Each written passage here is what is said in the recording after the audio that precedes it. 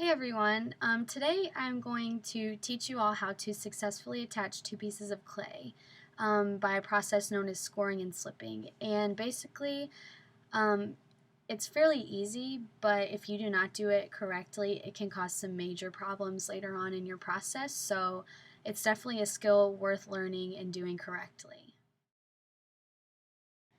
Alright, the materials you will need for this are fairly basic. You're going to want to have a sponge, a pen tool or a fork that you can find in your house if you don't want to go out and get a pen tool, a wooden tool to help smooth things out, slip, which is just really wet clay that will act as kind of the glue, a tiny coil, and two pieces of clay to attach. For this demonstration, I already pre-rolled some slabs, but you can use any kind of shapes of clay. You can use like round pieces or like half domes or anything, as long as you have something substantial to attach it to. Alright, the first step in scoring and slipping is to score one of your pieces wherever you want to attach it. So whenever I say score, I mean the process of like roughing up the surface so it gives some space for the glue to go into. So I'm going to attach these two slabs like this, kind of make like a little corner, like if I were going to make a box or something. So where I want to score the first piece at is right along here. So what I'm going to do is I'm just going to use my pen tool and make some marks along the edge where I want to attach it, like that. And I found for myself that I like the cross-hatching method the best. I think it really just gives the best substantial support for the clay attaching whenever you get to that step. So here I scored right where I'm going to attach on the bottom piece. There's a little close up. Alright, now I'm going to do the same thing for my second piece, except this time I'm going to score it on this edge because that's where I will be attaching it, like so. So I'm just going to do the same old cross-hatching thing again. And if you have a fork, cross-hatching really isn't necessary because you can just take like the four prongs of the fork and just rough it up really well. So that's how it looks right now. Alright, this next part is where it gets a little messy, so you can have like a Kleenex close by or something like that to clean up with after you're done. But what I'm going to do is I'm going to take my slip, I'm just going to use my fingers and I'm going to dab a little bit of it right along the edge of the first piece that I scored. So I'm just going to put it on like this. Make sure I get lots in there so it can flow into the other marks that I made on the other piece of clay.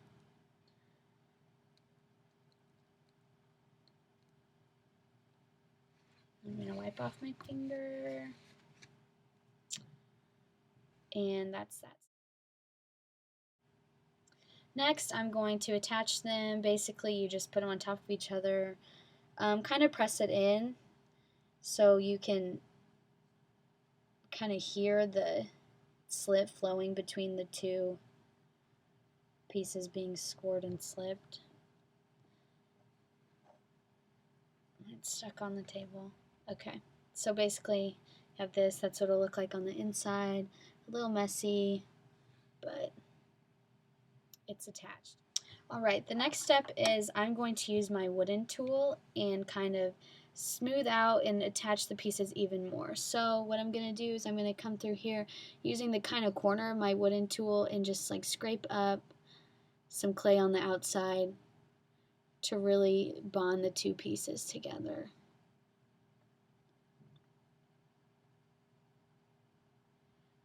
Once you got it pretty much attached this way, I'm going to take the flat side of my tool and just kind of smooth it out so there are no more marks like that.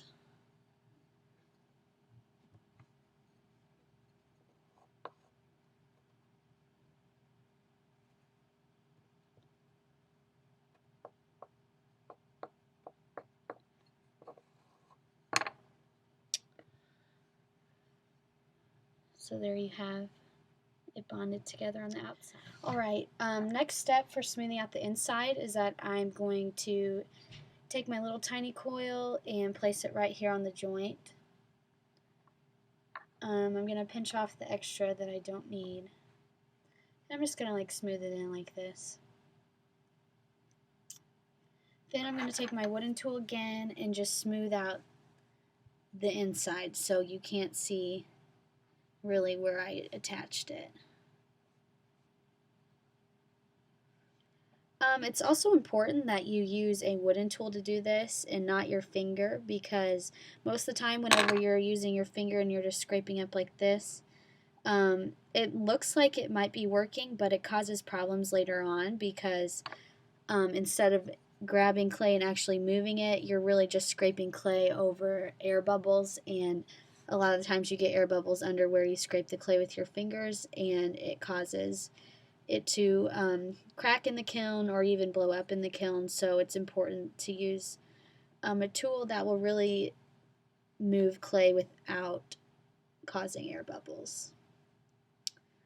So basically I'm just smoothing it out. I'm going to smooth it out a little more on the outside, like that. Do it on this side too.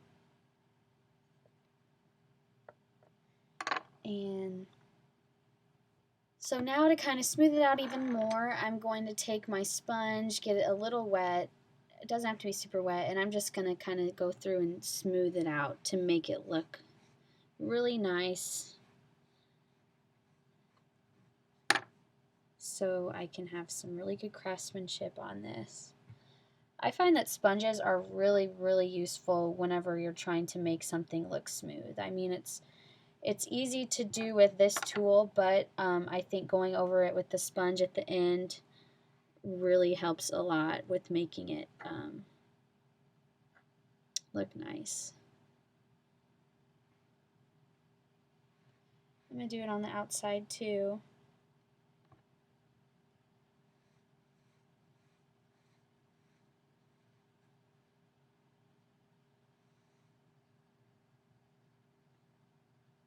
And it still doesn't look the best, but it looks better than it did without being smoothed out. So there's that step. You can see how smooth it looks. So basically now you have pretty much one piece of clay, and to attach it to other things, you just do the same process of scoring and slipping, just roughing up the edges, filling it in with slip, and then attaching.